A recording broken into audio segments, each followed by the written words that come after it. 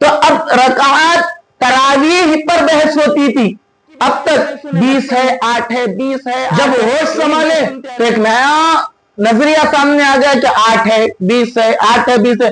اب تھوڑے اور بڑے ہوئے تو سننے میں آ رہا ہے کہ تراویح سنتی نے، قرآن میں نے، حدیث میں نے۔ یہ باتیں ہو رہی ہیں نہیں ہو رہی؟ یہی باتیں تو ہم لوگوں کو کتنے لوگ لنک بھیج رہے ہیں سوشل میڈیا کی، انہوں بھی یہ بول رہے، انہوں بھی یہ بول رہے، میں نام نہیں لے رہا ہوں۔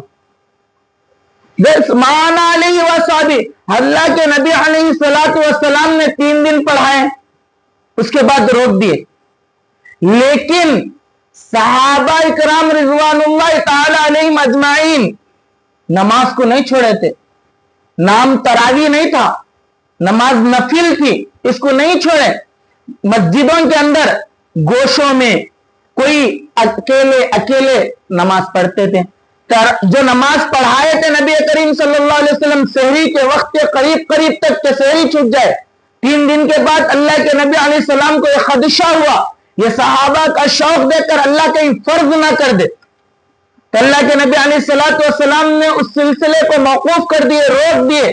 لیکن صحابہ نے اس نماز کو پہچانتے تھے، اس نفل کو اکیلے جن کو قرآن کریم حفظ یاد تھا وہ تنہا پڑھتے تھے، اور جن کو حفظ یاد نہیں تھا وہ جس کو یاد تھا ان کے اقتداء میں پڑھتے تھے۔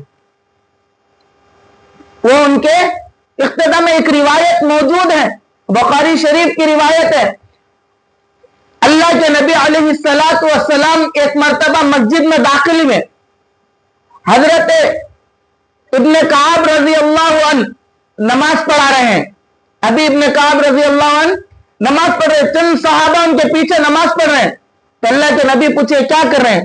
یا رسول اللہ، رمضان میں لوگ قرآن جو حافظ تھے وہ تو اکیلے پڑھ رہے ہیں، اور جو غیر حافظ ہیں ابھی ابن کعب کو قرآن اچھا یاد ہے، صحابہ قرہ صحابہ جو تھے، قاری صحابہ میں سے نمبر 1 نام آتا، تو ان کے پیچھے نماز پڑھ رہے ہیں اور یہ قرآن پڑھ رہے ہیں نماز میں اور یہ سن رہے ہیں۔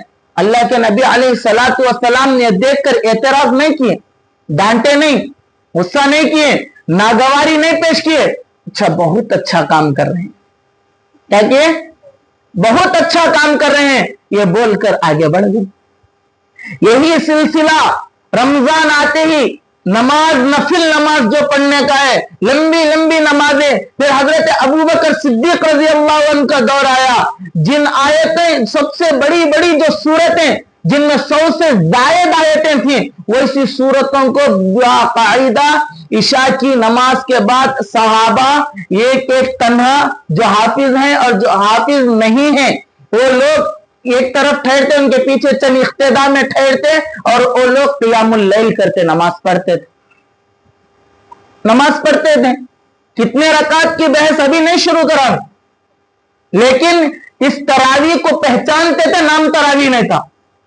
پھر حضرت عمر رضی اللہ عنہ کے ابتدا دور میں بھی چلا ہے سلسلہ، پھر حضرت عمر رضی اللہ عنہ دیکھے اللہ کے نبی علیہ السلام 3 دن جو پڑھائے تھے، جہاں سحری تک پہنچتا تھا، اب وہ فرض ہونے کا جو خدشہ تھا وہ تو ختم ہو گیا۔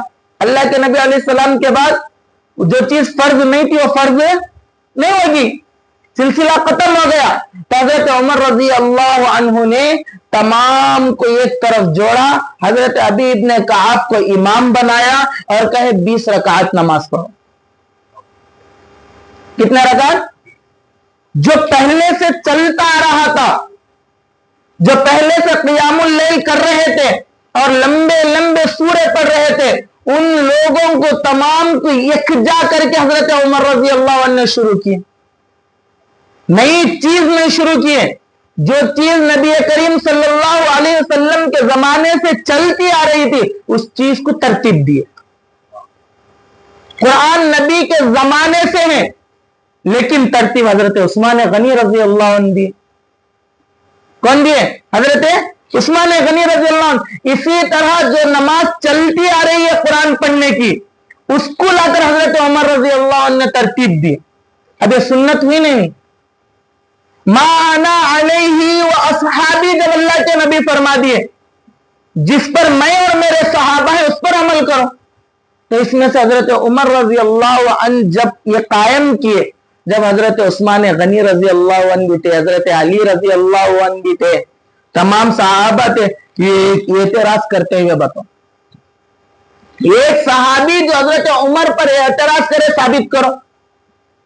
حضرت عمر کے ثابت کر رہے ہیں لیکن پیچھے کی بات چھپا کر رہے ہیں، جو پڑھتے آ رہے تھے اس کو چھپا کر حضرت عمر کا نام لا رہے، پھر بول رہے حدیث میں نے اثر میں تو موجود ہے، اثر بحث میں، اثر دلیل نہیں ہے، جو صحابہ کا عمل ہے کیا وہ ہمارے لیے معیار نہیں ہے؟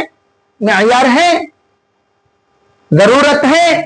صحابہ کو اگر بیچ میں سے ہٹاتے ہیں تو عمل ختم، دین ہی نہیں پہنچتا۔ نبی کے دین تک پہنچنے کے لیے ہمارے لیے بیچ میں صحابہ ہے، اور صحابہ ہٹ گئے تو دین نہیں معلوم ہوتا، صحابہ ہٹ گئے تو دین نہیں معلوم ہوتا۔ اب حضرت عمر رضی اللہ عنہ نے ترتیب دی، سب پڑھے، پھر ایک مرتبہ حضرت عمر رضی اللہ عنہ کے بعد حضرت عثمان غنی رضی اللہ عنہ کا دور آیا۔ کس کا دور آیا؟ عثمان غنی رضی اللہ عنہ کا دور آیا۔ رمضان کی پہلی رات تھی، حضرت علی رضی اللہ عنہ مسجد کے سامنے سے گزر رہے، مسجد کے اندر سے نماز اور قرآن کی آواز آ رہی ہے۔ کس کی؟ قرآن کی آواز آ رہی، تو حضرت علی رضی اللہ عنہ فوری بول پڑے، اللہ عمر کے قبر پر نور پہنچا دے۔ جس طرح حضرت عمر نے قرآن سے مسجد کے اندر نور بنا دیا ہے، اسی طرح اللہ ان کے قبر کو بھی نور بنا دے۔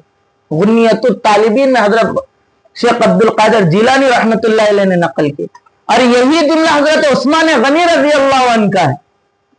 بات ختم، اعتراض ختم، گلا شکوا ہی نہیں ہے۔